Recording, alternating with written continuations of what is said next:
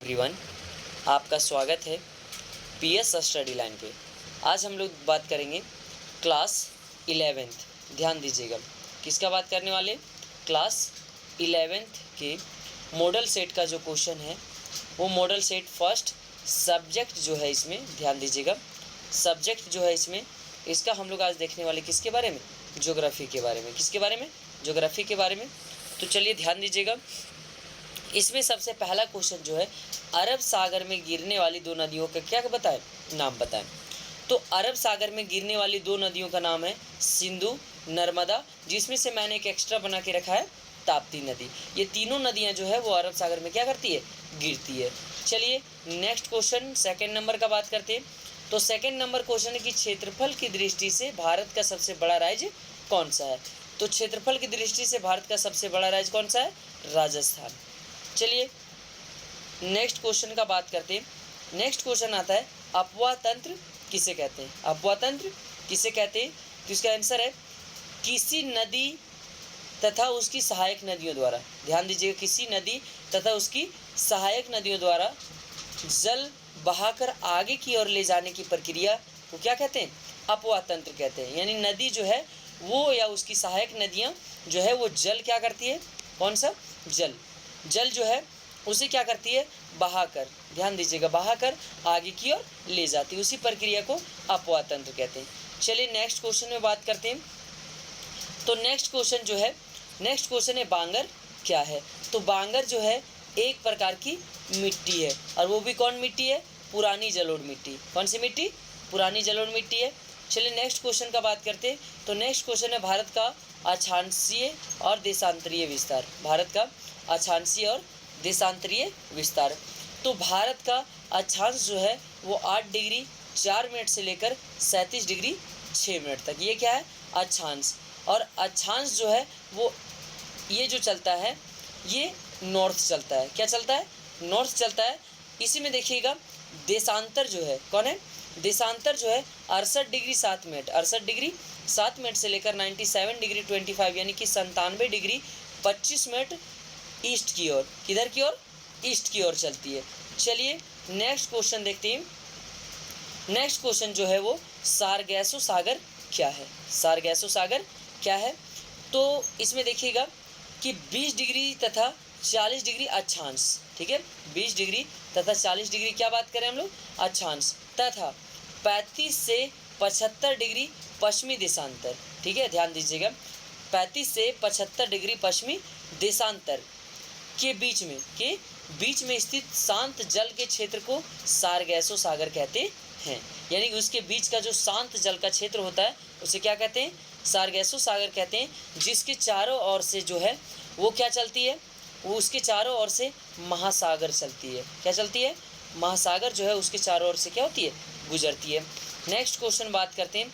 तो next question आता है जल संभर क्या है? तो जल संभर पर ध्यान दीजिएगा कि जल संभर एक ऐसा क्षेत्र होता है जहां वर्षा का जल या फिर बर्फ, जो हिमालय के क्षेत्रों में बर्फ जमा होता है, एक ही स्थान पर, ध्यान दीजिएगा, पिघल कर वो किसके रूप में? जल के रूप में, ध्यान दीजिएगा, किसके रूप में? जल के रूप में जमा हो जाता है। क्या हो जाता है? जमा हो जाता है। जब जमा हो जाता है तो उससे क्या होता है? एक बड़ी झील या फिर किसी जलाशय का क्या करता है? निर्माण करता है। उस क्षेत्र को क्या कहते हैं?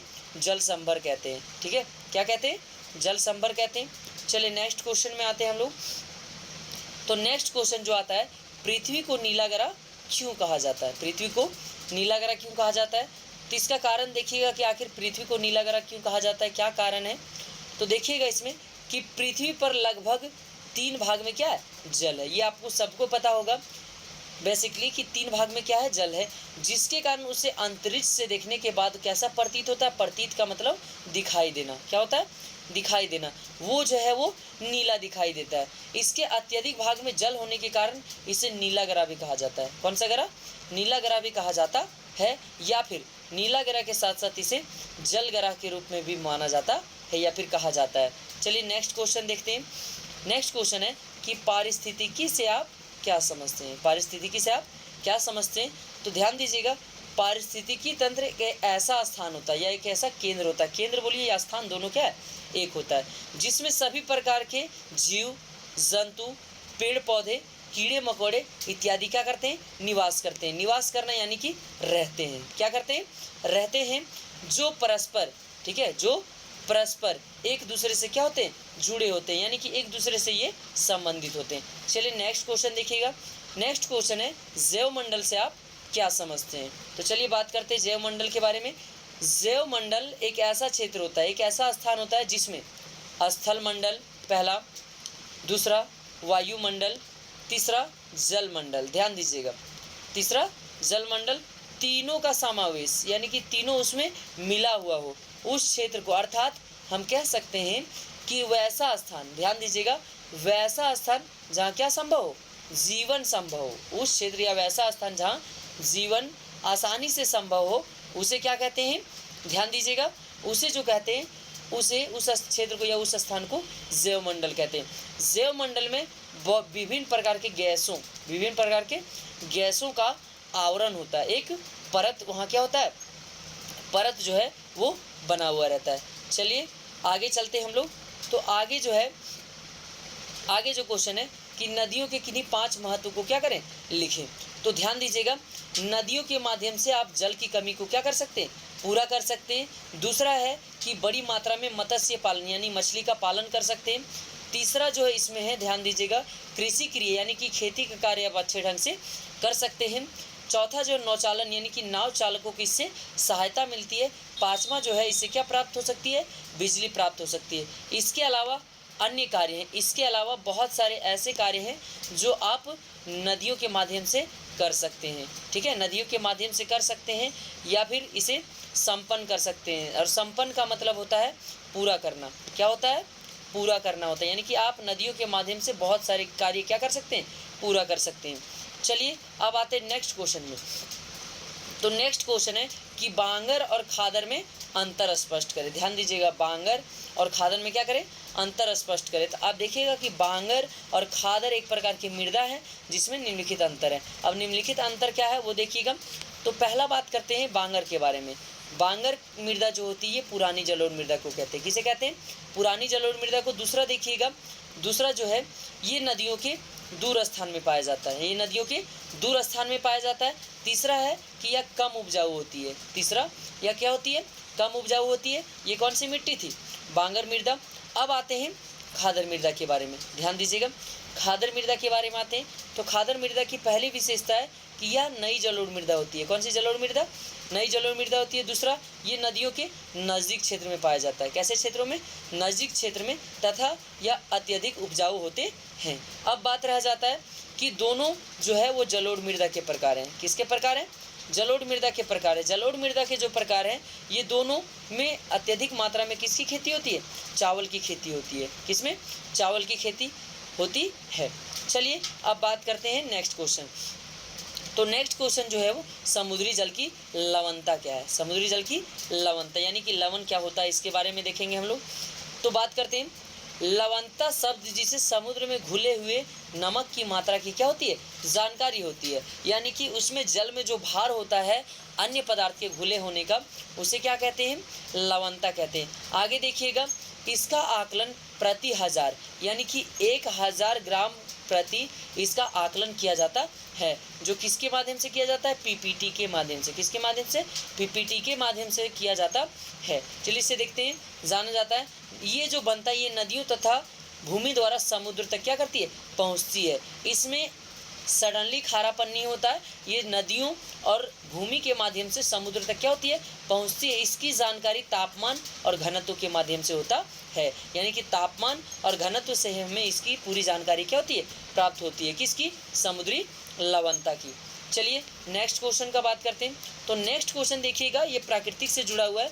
बायोम क्या है, बायोम क्या है, तो हम इसके बारे में बात करेंगे, बायोम के बारे में, कि बायोम एक ऐसा क्षेत्र होता है, ठीक है, बायोम एक ऐसा क्षेत्र होता है जिसमें एक ही प्रकार के बहुत सारे जीव, ध्यान दीजिएगा, बायोम एक ऐसा क्षेत्र होता है जिसमें एक ही प्रकार के बहुत सारे जीव विशाल मात्रा में, कैसी मात्रा में, विशाल मात्रा में पाए जाते हैं। उस क्षेत्र को क्या कहते हैं, बायोम कहते हैं। और बायोम का ध्यान दीजिएगा, इस क्षेत्र में ये जो है ये बायोम है, ठीक है, क्या है, बायोम है। तो बायोम जो होते हैं वो कई प्रकार के होते हैं, ठीक है, क्या होते हैं, कई प्रकार के होते हैं, जिसमें से आप देखिए कितने प्रकार के होते हैं, जैसे जल बायोम। कौन सा बायोम, जल बायोम यानी कि जल में रहने वाले जीव, मरुस्थल बायोम यानी मरुस्थल में पाए जाने वाले जीव, वन बायोम यानी कि वन में पाए जाने वाले जीव, उष्ण कटिबंधीय यानी कि उष्ण कटिबंधीय क्षेत्र में पाए जाने वाले जीव, और स्थलीय बायोम यानी कि स्थल में निवास करने वाले जीव।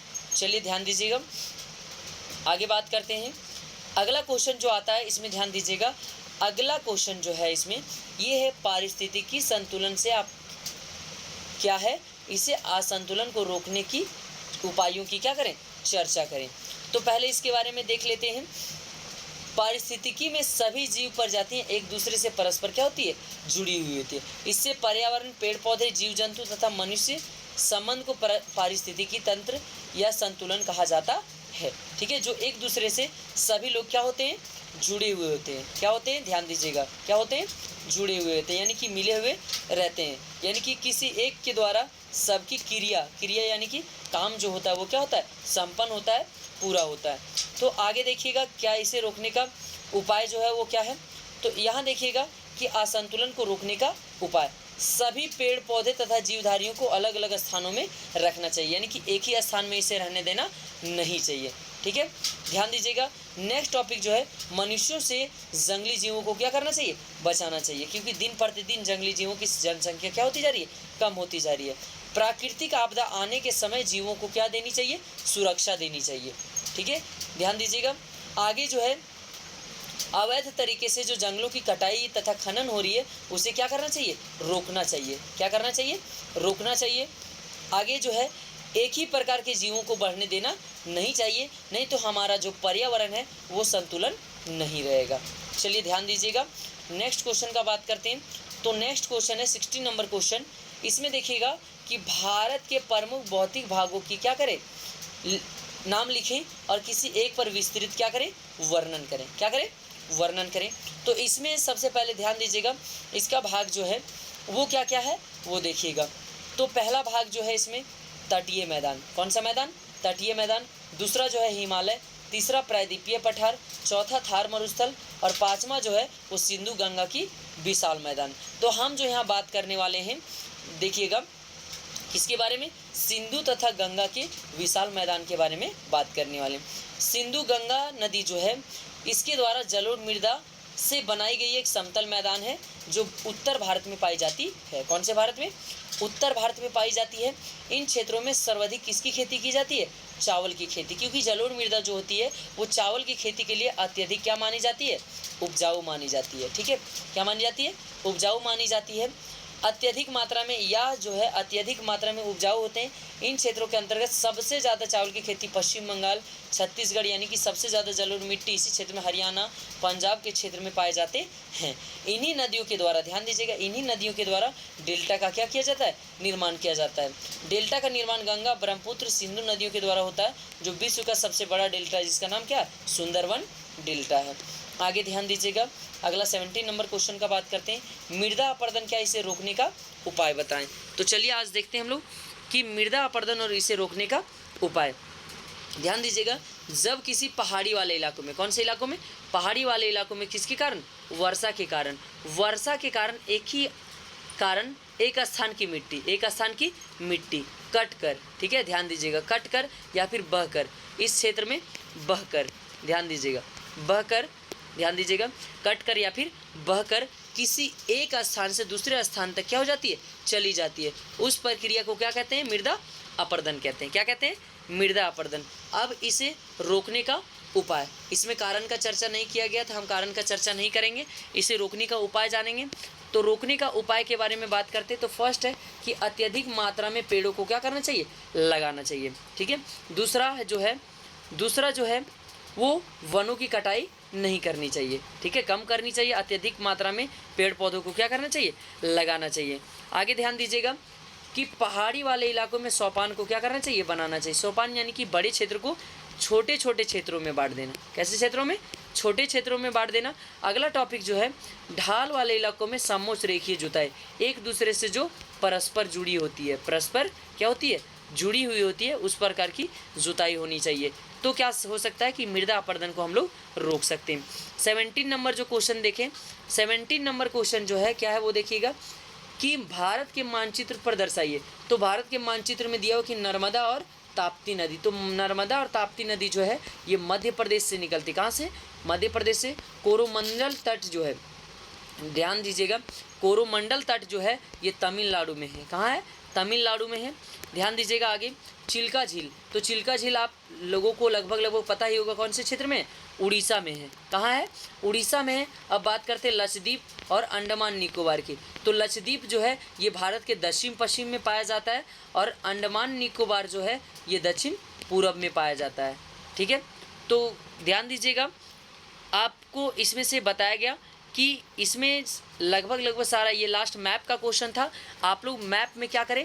प्रैक्टिस करते रहें। तो इससे क्या होगा कि सभी राज्यों के बारे में आपको जानकारी प्राप्त हो जाएगी और जब आप राज्य जान जाइएगा तो आप मैप को ईजिली क्या कर सकते हैं? सॉल्व कर सकते हैं। ठीक है, आप इसे जहां आपको नहीं समझ में आएगा उस कमेंट बॉक्स में बताइएगा, हम उसको फिर से रिपीट करके उस पर वीडियो बना के डाल देंगे। Thank you. जब तक हम नेक्स्ट वीडियो अपलोड करेंगे, जब तक इसका नेक्स्ट सेट, ये जो पहला सेट था ज्योग्राफी का 11th क्लास का, नेक्स्ट सेट अपलोड करेंगे, उस पर ध्यान दीजिएगा सबसे ज़्यादा, नेक्स्ट सेट। तब तक आप लोग चैनल को लाइक, ठीक है, ध्यान दीजिएगा, लाइक सब्सक्राइब करें और क्या करें? इसे ज़्यादा से ज़्यादा क्या करें? शेयर करें, ताकि जो भी वीडियो हम बनाएं वो आपके लिए जो ज़्यादा हेल्पफुल हो, क्या हो? हेल्पफुल हो, ईजी हो, इन सब का ध्यान रहे। आप लोग को सिंपली बताए हैं कि इसमें जो आपको आंसर मिलेगा वो सिंपल लैंग्वेज, कौन से लैंग्वेज में? सिंपल लैंग्वेज यानी कि आपको अपनी भाषा में इसमें आंसर मिलेगा। इसमें किसी भी प्रकार का किताबी भाषा नहीं मिलेगा। किताबी भाषा में क्या होता है कि इसमें पढ़ने में आपको दिक्कत हो, समझने में दिक्कत हो, लेकिन अपने भाषा में बनाया गया, इसमें आपको किसी भी प्रकार का कोई भी दिक्कत नहीं होगा। अगर कोई दिक्कत होता है, इससे जुड़ी कोई किसी भी प्रकार की कोई भी क्वेश्चन है तो उसे हमें कमेंट बॉक्स में बताएं, हम उसे सॉल्व करने का कोशिश करेंगे। Thank you.